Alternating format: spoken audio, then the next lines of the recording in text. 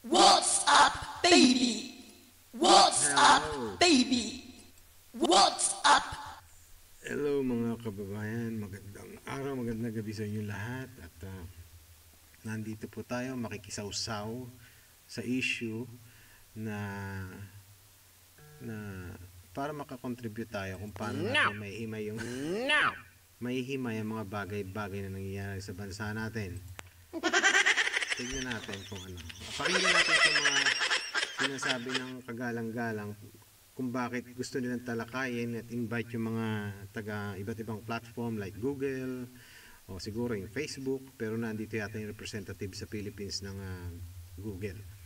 Tinitignan nila, iniisip nila kung paano nila mapipigil yung mga vloggers sa pagsasalita or ewan ko, pagpigil daw sa fake news, yun ang sabi nila.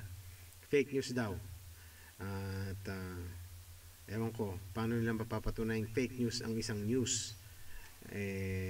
Paano yun? Pakinggan natin ang mga kagalang-galang natin. The inquiry aims to ensure that all proposed legislative measures align with the constitutional guarantees of freedom of speech and of expression and prevent any undue censorship. It further seeks to identify gaps in legislation and review existing laws, particularly Republic Act No. 10175 or the Cybercrime Prevention Act of 2012. Enhance the transparency and accountability. And that is perhaps, Mr. Chair, what this representation would like to make it clear. No? Though there are some bloggers who have been hitting members of Congress, we don't mind. In fact, we don't mind if you start hitting us. Even if you do that 24 hours, 7 days a week, 365 days a year, that's your right. But please, be careful with what you post online. Because if these are found to be... Okay, be careful daw sa pagkakalat ng mga news na fake daw. Paano nila sasabing fake ang isang news? Pag sinabi lang fake na yun. Basta sinabi nila, ganun ba yun? Tignan natin. Fake or lies or falsehoods, then there are laws that can be used to penalize those who have abused that freedom of expression. Kaya po tayo may mga batas. And let me remind them too that this right, though it is provided for... Ano kaya mga batas yun yung sinasabi niya? Na sabi niya be careful, hindi ba? Ano kaya mga batas yung i-apply nila? Napanood ko si Banat Bay, sinabi niya na binasa niya tungkol dun sa batas na hindi pwede mag-create ng batas na masusuppress yung freedom of expression, yung maapektuhan yung pagpapahayag ng mga tao, yung pagpapahayag ng damdamin sa nangyayari sa gobyerno. Hindi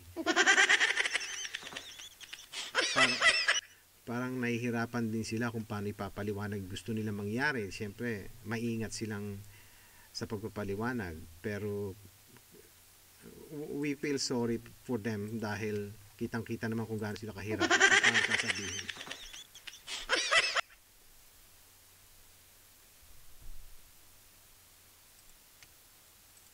For in our Constitution is not an absolute right.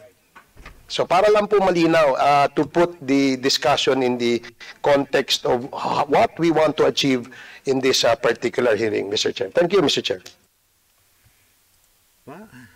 Parang nakalimutan din ni kagalang-galang Barbers na hindi absolute yung ginagawa nilang pang-abuso sa Congress. Nakita naman natin kung paano sila mag-contempt. Pag hindi nila nagustuhan yung sagot ng kanilang inimbita, iko-contempt nila. Tapos parang pine-personal nila na meron pa silang sinasabi na hindi ko gusto yung sagot mo. Sinungaling ka. Hindi ba abuse yun? Sila nagdi-display ng abuse.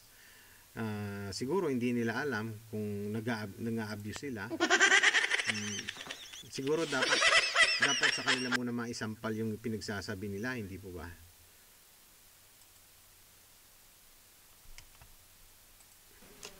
Thank you, Your Honor.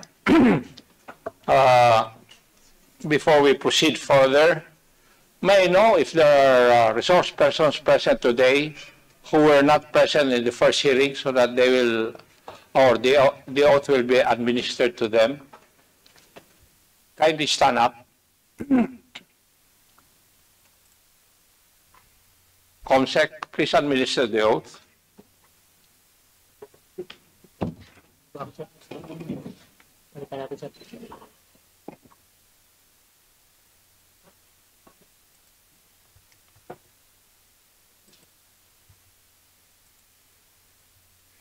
Tignan natin itong mga yung galawan na nangyayari sa bansa natin.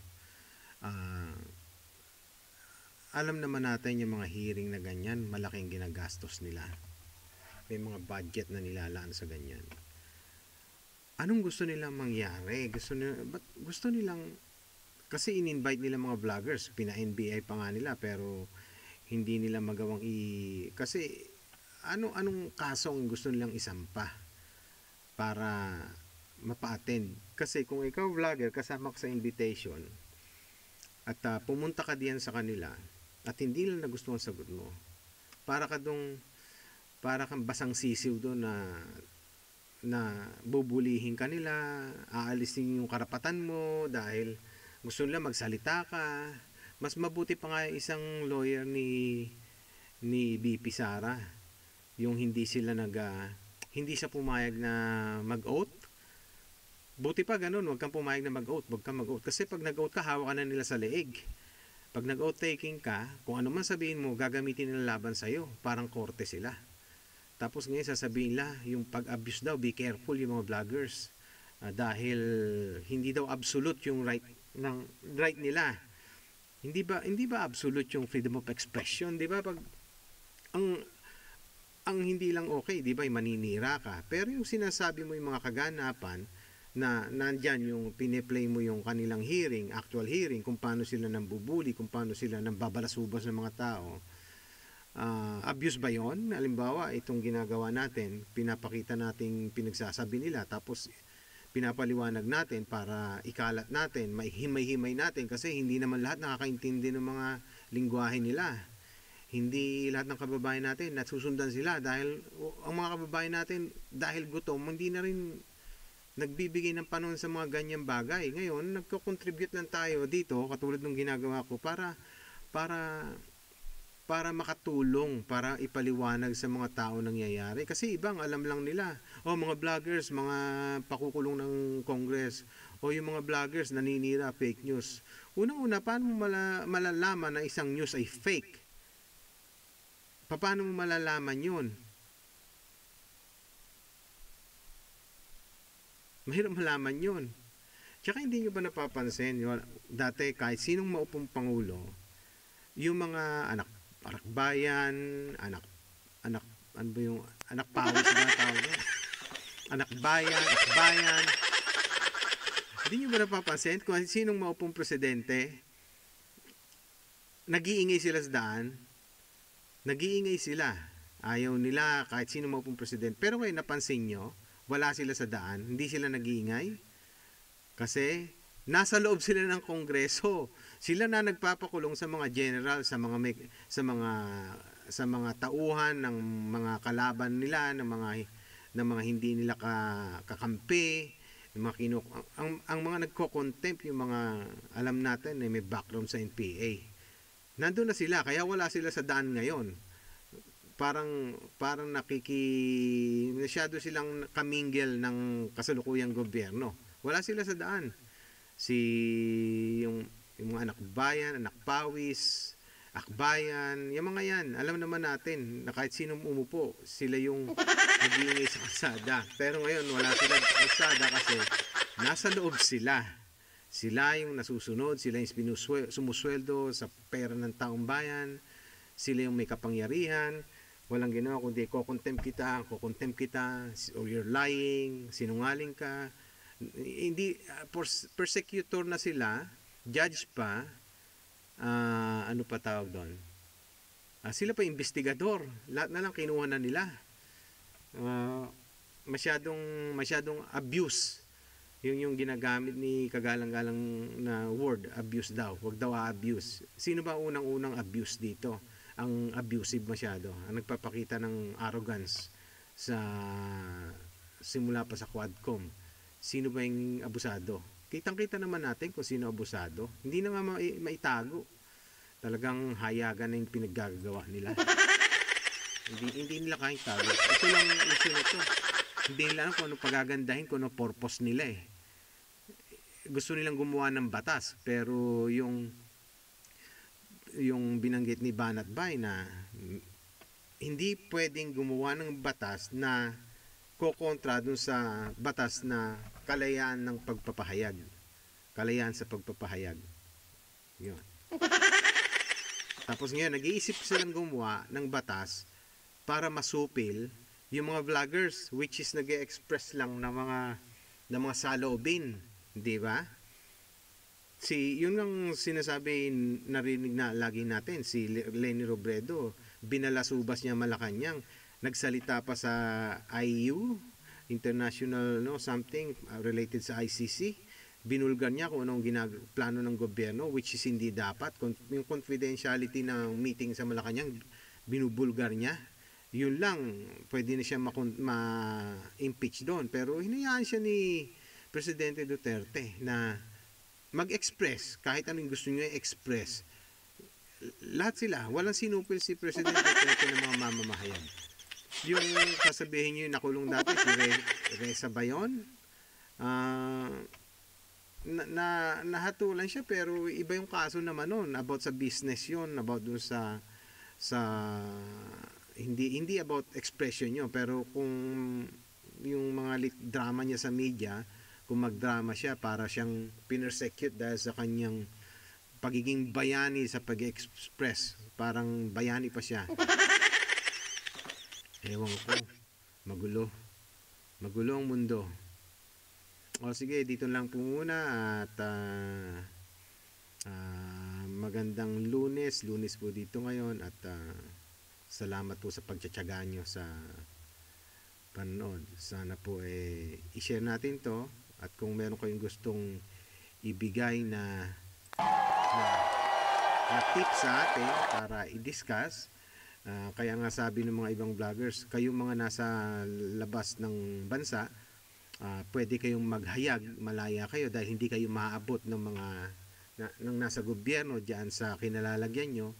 Kaya nananawagan din sila dahil para tumulong, para magkalat ng para makatulong tayo sa mga kababayan natin na makita nila kung saan direction tumutungo ang bansa natin. Kasi marami pa ring hindi nila alam na seryoso ang kalagayan ng bansa natin. Masyadong seryoso. Hindi biro itong nangyayari. Hindi biro. Kawawa yung next generation natin. Kaya sana magtulong-tulong po tayo na mag-ambag-ambag tayo na matulungan nating mga kababayan natin na bumoto ng tamang tao. Bumoto kung sino yung may magagawa sa bansa natin. Hindi natin masasabing malinis sila. Lahat merong tayong masasabi, pero yun na lang may nagawa na. Yung meron nang napatunayan, yun ang iboto natin. Huwag na nating iboto yung mga dating nakaupo. Natatakbo uli ngayon, nangangako na alam naman natin, hindi naman niya nagawa yung dating pinangako niya. Bahalin natin ang susunod na generation pag malasakitan natin bansa natin at isaalang-alang natin kinabukasan ng mga bata. Kung bigyan man tayo ng mga para iboto nyo sila pag binigyan kayo ng pera, tanggapin nyo na lang dahil galing sa buwis ng bayan yan. Ipangsahin nyo kung gusto nyo dahil ano yan, pera nyo yan. Gamitin niyo yung pera, binibigyan niya, pero iboto niyo yung gusto niyo iboto. Ganun lang. Okay, magandang gabi po. Mag-ingat po kayo at pagpalain kayo ng Thank you for watching this video. If you enjoyed it, please hit the like button and the bell notification icon.